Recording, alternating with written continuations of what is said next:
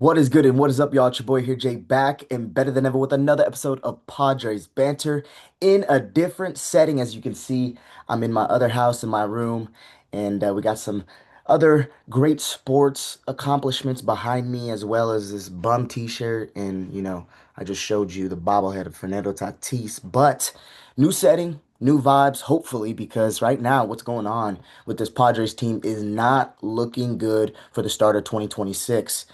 2-4 to start the season, not to mention the fact that Craig Stammen is already tired of making the lineup 6 games in. But we're going to get all into it right here on Padres Banter.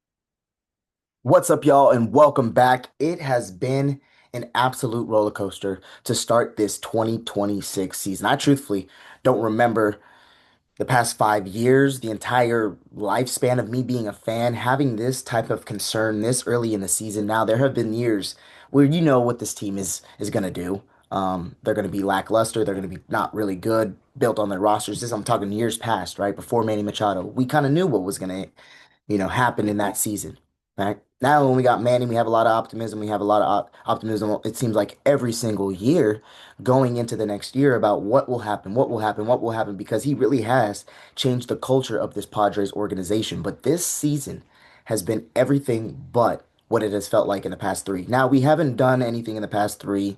We've gone from NLCS to Division Series to the Wild Card Series in each of the last 3 seasons, which is the wrong direction if you're asking me. That being said, he has still put us in a category to be looking forward to the playoffs. But right now, the way that this Padres team is playing baseball is everything but playoff type of baseball. Now, obviously, it's 6 games into a 162 game season, but at the end of the day, you can get behind the 8 ball very, very quickly if you don't get on your A game very fast. Now, this also is a division that doesn't have any slouches besides the Colorado Rockies. So there is no room for error in what we're trying to do. There's no room for error, especially in the NL. There's a lot of teams that are coming up looking to get their playoff positioning and be better than where they were the years past. Reds and Bucks, in my estimation, are 2 teams that are looking. Obviously, the Reds made the playoffs, but the Pirates, looking like a great roster, bringing up, Colin Griffin and everything of that nature. There are teams that are looking to win and have so much upside, so much, excitement and so much to look forward to. Whereas we are on the completely other side of the spectrum. Yeah, we're looking forward to things, but right now the way that things are going are not great. Like I said, Craig Stammen can't even get excited to make the lineup in game 6 of 162. Now, what is he going to do in a game 145? I'm just curious about that when you're passing the lineup to your bench coach. Now we'll get into that later, but that is just flabbergasting to me, knowing that you are a manager and not to mention a former MLB player. I think the entire MLB community can make a better lineup half asleep, and I'm not exaggerating. Half of the MLB show community can make a lineup better than what Craig Stammen put out there, half asleep. Now, there aren't pieces that are like confusing pieces to put in an order. Now, last year, I feel like it would have been extremely confusing for Craig Stammen to put that lineup together because he wouldn't even know what to do. Putting Jake Cronenworth at the top of the lineup, I haven't seen Jake Cronenworth at the top of the lineup in 2 or 3 years. So that was a very interesting move to me. And then you doubled down on it going into the next game. The definition of insanity is doing the same thing over and over again and expecting a different result. I'm trying to give Craig Stammen the biggest leash possible, understanding that he has never had any managerial experience, but that is also my problem. If AJ wants to hire a yes man, there needs to be more yes man. I feel like AJ hasn't had his hand in a lot of what he's doing, and obviously, you want other people to kind of be in Craig Stammen's ear rather than the general manager. But at the end of the day, it's just abysmal lately, y'all. And it's very concerning early because, like I said, if we don't pick up the pieces quickly, we will be behind the 8 ball and we will not be in a position where we will be excited to go to Padres games. That's all that being said. But let's get right into it as it's not looking great, y'all. Not looking great to start the 2026 season as the Padres lose their second straight series of the 2026 season versus the San Francisco Giants, who I had mentioned in my previous podcast were coming off getting swept at home by the Yankees. Not only did we supply um, in our division our in division foe with our their first home run of the year. Not only did we supply them with that, but we also gave them an early upper hand on tiebreaker, even if there even is one at the end of the year, because the way that we're playing baseball, there's going to be no tiebreakers. There's going to be no tiebreakers. The entire series was lackluster, rolled over from the Tiger series as the bats were completely non-existent. Not to mention our manager mentioned in press conference yesterday, like I had mentioned earlier, that in game six, he is already tired of making the lineup as he could not figure out a solid one for the first 5 games. Luckily, our bench coach did what he could and had a solid game three lineup to end the series on a rare and positive note. I'm just glad that we ended on a positive note because I don't know if what it would be like if we were 1-5 and just got swept by a team that just got swept. But let's get into a quick 3 game summary of how we got to this point. Not gonna dial into it too much because to be honest, there is nothing really to gloss over in the ball games at least that we're doing that is good. Right. So I'm not trying to go harp on the negatives so early on in my podcasts. There's so many negatives. There's a lot of stuff that we could be talking about exit velocity, this, and that. It's way too early to be, I think, talking about stats. Go out and play baseball. Give me a good sample size, and then we can come back and talk about what is really happening with this ball club. Right now, early on, it's hitting, obviously, and we don't have the starting pitching to be able to back up the lackluster bats. But at the end of the day, it's Major League Baseball. Find a way to get a base hit. Stop swinging for the fences. I mean, these are major league hitters that can't even string 4 hits together against the San Francisco Giants. So it's very concerning early. Xander Bogaerts has been having the best exit velocity of any of our players, so that is very positive in that sense because the past 2 years Xander has been, trying to find it. But like I said, let's get into this 3 game series before, I get off tangent. Quick summary as in game one, Giants would go ahead and take game one, 3-2, as Landon Roop shoved. Looked like a Cy Young candidate versus the Padres going 6 innings pitched, 2 hits, no runs, 2 walks, 7 Ks on 88 pitches, as he got the W as well. Padres bats were ghosts, having 2 hits as they didn't appear until the bottom of the ninth, with 2 outs on a 3-2 count where Merrill Manis put one out to make it a 1-run game. Just a little bit too little too late. Bueller also made his Padres debut and didn't have his best stuff, but that's okay because I'll take that outing he had. But the bats are the problem, right? And Walker Bueller making his debut wasn't necessarily, I wasn't expecting him to go out there and shove what Landon Roop did, 6 innings pitched, 2 hits, no runs, and 2 walks on 7 Ks. I didn't expect that from Walker Bueller. But I did expect, him to get some outs and put us in a position to go ahead and win the ball game, which we did. Only putting 3 runs on the board. That's not a lot, guys. 3 runs, yes. You're gonna have to score runs to win ball games. This lineup should not have to struggle. This lineup, when you look at it, shouldn't struggle with scoring 2 runs, in my estimation. They shouldn't. They need to wake up or else. Now on to game two. Game two wasn't much better as the Giants silenced the Padres crowd, taking the W 9-3 and a series win. Padres lose second straight series to start the 2026 season, and we're again lackluster in their effort. Same lineup that Stammen threw out there the day before as Cronenworth leads off, etc., but did not work the night before. Padres would go out and get out hit 16-6 after having 2 hits the night before. We go out and get out hit 16-6.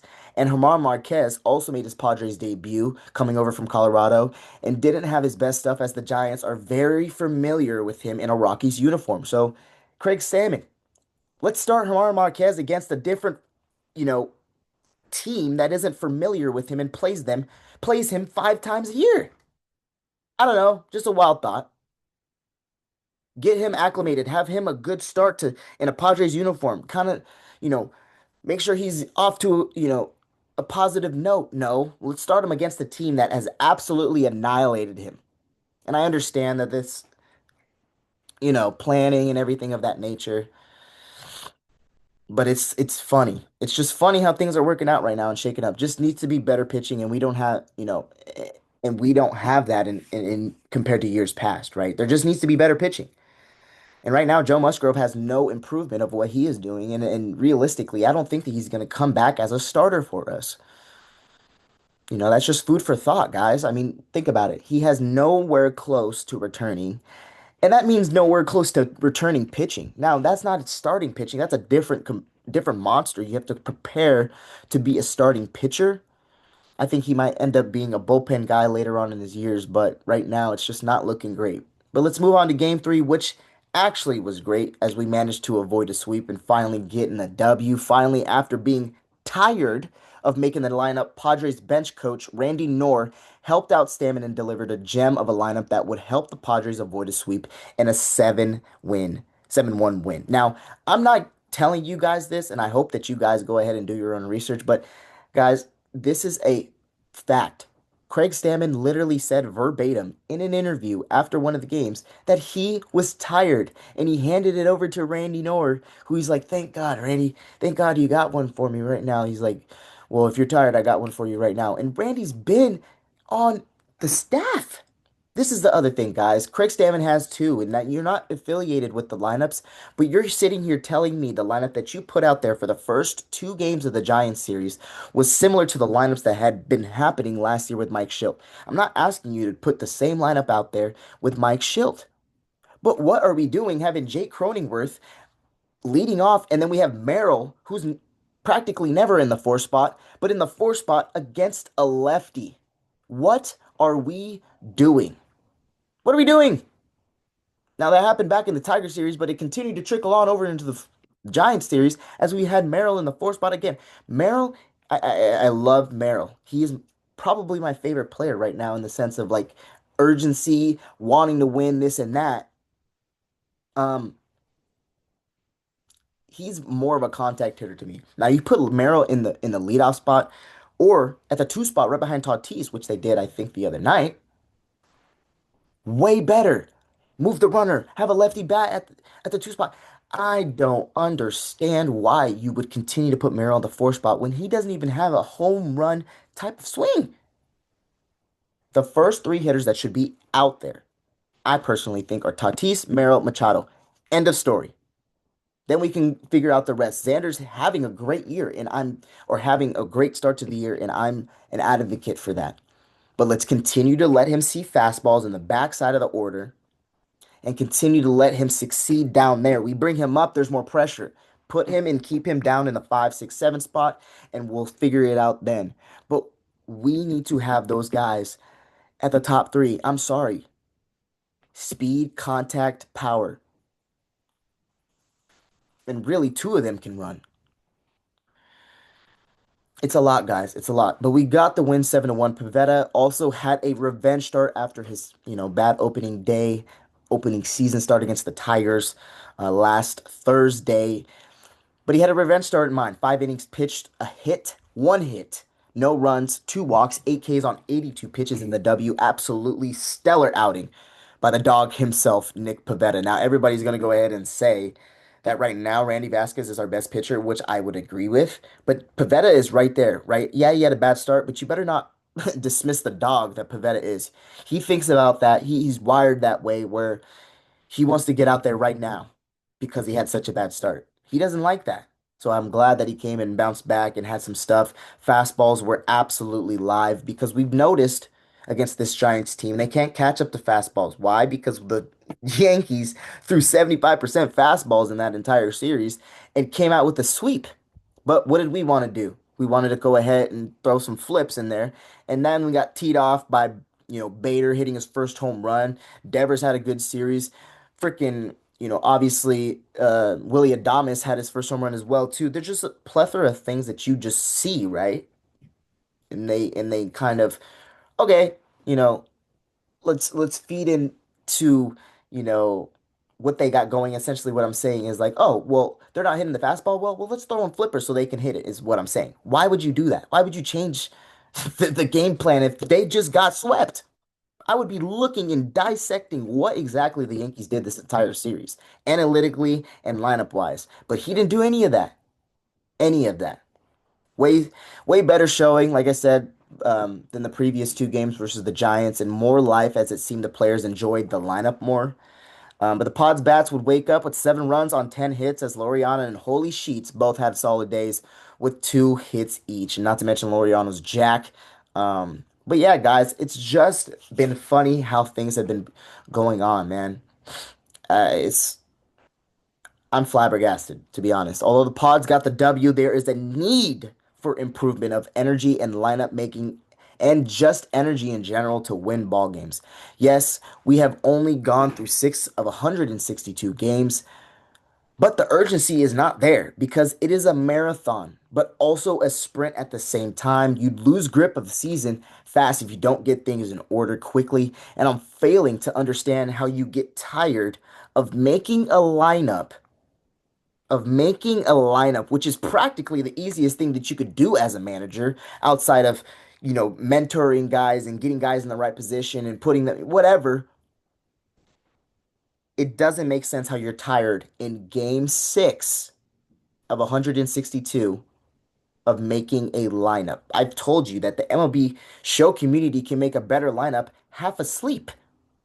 It just doesn't make any sense because it's practically, like I said, one of the easiest things that you could do as a manager, writing down the order of what it, and if all else fails, ask your bench coach or look at last year's batting order. I don't know. But Jake Cronenworth at the one, man, come on, put the right batting order out there. But AJ managed to find the most incompetent manager through 6 games when we had Albert Pujols in the building.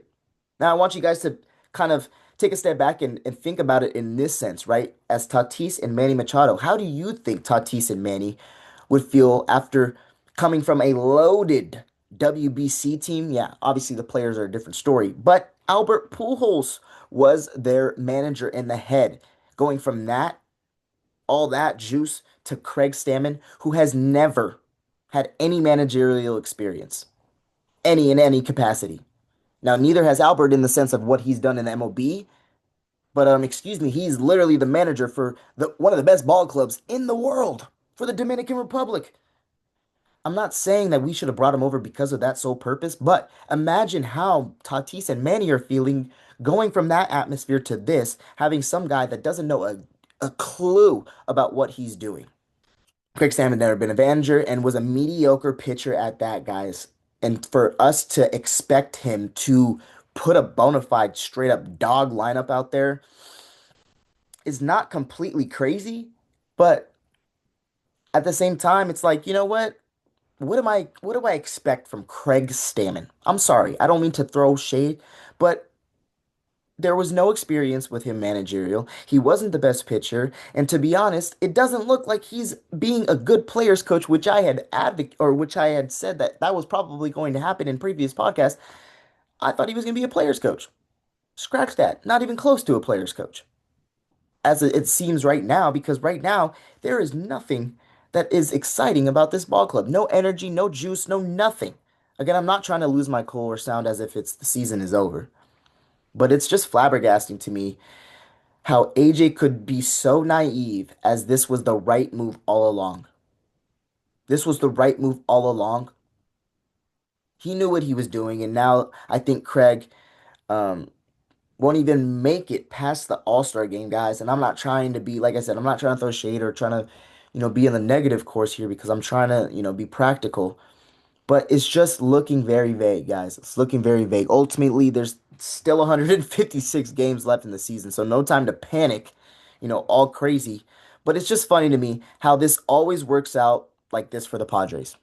Level of incompetence always needs to be in the always needs to be in the building. And now I'm starting to believe that AJ Preller is the issue because how the hell does Mike Schilt get up and leave with 2 years left on his contract when we just came off back-to-back 90-win seasons?